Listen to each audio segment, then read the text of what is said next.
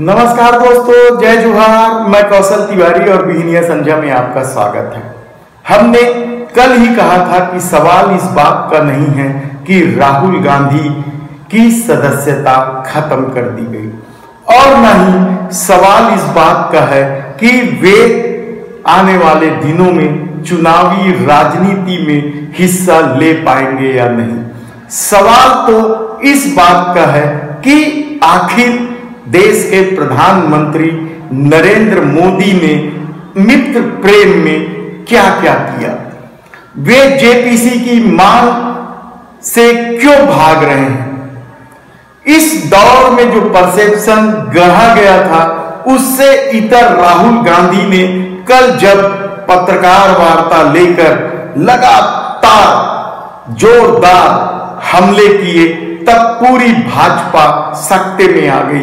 उस आवरण का पोल खुलने लग गया या वह आवरण हटने लग गया जो इन 9 सालों में देश के प्रधानमंत्री नरेंद्र मोदी को लेकर बनाया गया था कि उनके तो परिवार नहीं है तो फिर भ्रष्टाचार कैसे करेंगे।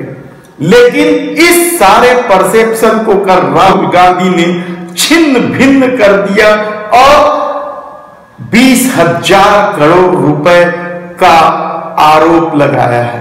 वह 20,000 करोड़ रुपए अदानी की कंपनी में कहां से आया, किसने लगाया, इसे लेकर उन्होंने देश के प्रधानमंत्री नरेंद्र मोदी के गुजरात के मुख्यमंत्री बनने से कहानी शुरू कर दी। चार्टर प्लेन में घूमने वाली तस्वीरें एक बार फिर सबके सामने लाकर खड़ा कर दिया और यही कहा कि इस दौर में जो कुछ हो रहा है वह हैरान कर देने वाला है कि आखिर देश के प्रधानमंत्री पर लगे आरोप के कटघरे इतने तंज क्यों होते जा रहे हैं कि उन्हें जवाब देना मुश्किल हो रहा है। सवाल सिर्फ यही है कि देश के प्रधानमंत्री नरेंद्र मोदी का उद्योगपति गौतम अडानी से संबंध क्या है।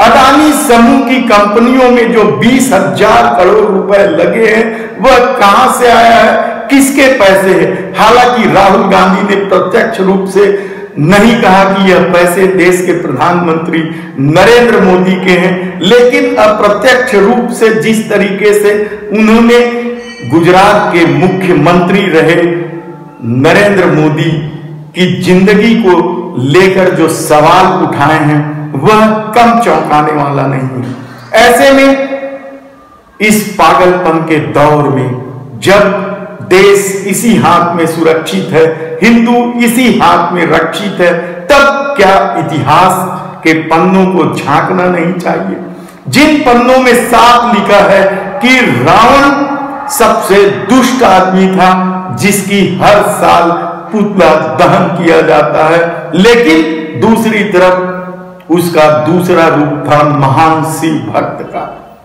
ऐसे में एक कहानी और याद आती है शोले के गब्बर सिंह की, जिसकी कोई शादी नहीं हुई थी लेकिन वह लूटपाट और डकैती में किसी भी डकैत से पीछे नहीं था। ऐसे कितने ही इतिहास के पन्ने भरे हुए हैं जब व्यक्ति के 2 चेहरे दिखाई देते हैं।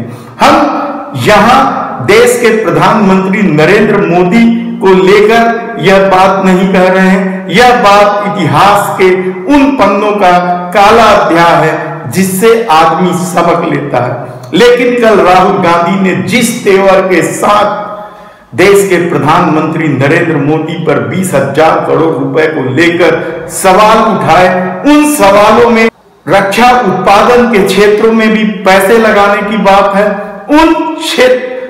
उन सवालों के बीच किरण पटेल के 3 बार जेट प्लस सुरक्षा लेकर कश्मीर जैसे संवेदनशील क्षेत्रों में घूमने का है। उन सवालों में ललित मोदी भी है, उन सवालों में मेहुल चौकसी भी है।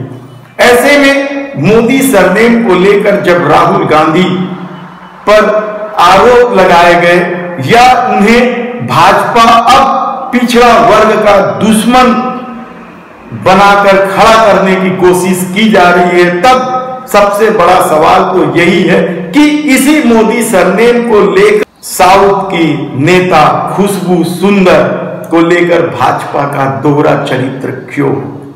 आखिर मोदी सरनेम को लेकर उन्होंने भी ट्वीट किया था, आज भी उनके ट्विटर हैंडल पर वह ट्वीट मौजूद है, लेकिन वह कांग्रेस छोड़कर भाजपा में आ चुकी है और विपक्ष के अनुसार भाजपा में आने का मतलब सारे पापों का धुल जाना है, भाजपा वॉशिंग मशीन है। तब सवाल ये है कि न केवल वह भाजपा में सुरक्षित है बल्कि उन्हें महिला आयोग की सदस्य तक बना दी गई। कितने ही सवाल है।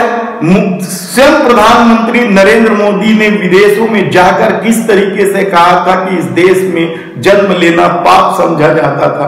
इसके अलावा जातिगत या व्यक्तिगत टिप्पणी को लेकर यदि सवाल उठाया जाए तो फिर भारतीय जनता पार्टी के नेता सबसे ज्यादा दिखाई देंगे जिन्होंने अपमानजनक टिप्पणियों का रिकॉर्ड तोड़ दिया। याद कीजिए कि किस तरीके से देश के प्रधानमंत्री नरेंद्र मोदी ने बिहार के मुख्यमंत्री नीतीश कुमार के डीएनए पर ही सवाल उठा दिया था। देश के प्रधानमंत्री यही नहीं रुके थे, उनकी भाषा का स्तर आप कई बार इस देश के लोगों ने देखा है कि किस तरीके से महिला सम्मान की बात करने वाले देश के प्रधानमंत्री नरेंद्र मोदी ने सोनिया गांधी को जर्सी गाय तक कह दी थी और राहुल गांधी को बछड़ा तक बताया था। यही नहीं, 200-500 रुपए में बिकने वाली महिलाओं के शाहीन बाग के भाजपा नेताओं के आरोप भी कम निंदनीय नहीं थे। लेकिन आज सवाल राहुल गांधी का नहीं है, आज सवाल विपक्ष के लोगों को निशाना बनाने का नहीं है, क्योंकि हमारा भी मानना है कि जो भ्रष्टाचार में लिप्त हैं उन पर कार्रवाई होनी चाहिए। लेकिन सबसे बड़ा सवाल तो उस अदानी प्रेम का है, उस मित्र प्रेम का है। ये रिश्ता क्या कहलाता है, इस सवाल का है। क्या इस सवाल का जवाब देश के प्रधानमंत्री नरेंद्र मोदी को नहीं देना चाहिए? कल जब राहुल गांधी खुले में पत्रकार वार्ता ले रहे थे, एक एक पत्रकारों के सवालों का जवाब दे रहे थे, तब शायद बहुत सारे पत्रकारों के दिमाग में एक सवाल था कि 9 साल हो गए, देश के प्रधानमंत्री इस तरीके से कब पत्रकारों के सामने रूबरू होंगे, उनके सवालों का जवाब देंगे। सवाल आप कितने भी उठा लें, इस दौर में या इस पागलपन के दौर में जब परसेप्शन ये बनाया गया है कि देश इन्हीं के हाथ में सुरक्षित है, हिंदू इन्हीं के हाथ में रक्षित है, तब फिर सबसे बड़ा सवाल ये है कि क्या हर बातों का जवाब राजनीति ही होनी चाहिए?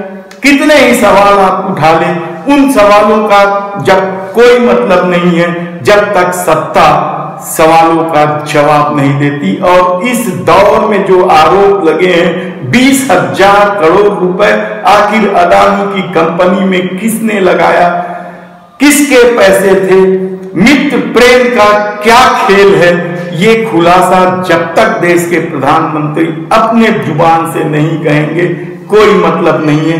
ठीक है, आने वाले दिनों में चुनाव होगा, सत्ता आएगी जाएगी, ये सारी बातें अपनी जगह है, लेकिन जिस तरीके से लोकतांत्रिक ढांचों पर प्रहार किया जा रहा है, बर्बर प्रहार किया जा रहा है, उन मामले को लेकर क्या एक बार भी नहीं सोचना चाहिए कि आखिर 20,000 करोड़ रुपए और अडानी से रिश्ते की जांच क्यों नहीं होनी चाहिए? धन्यवाद।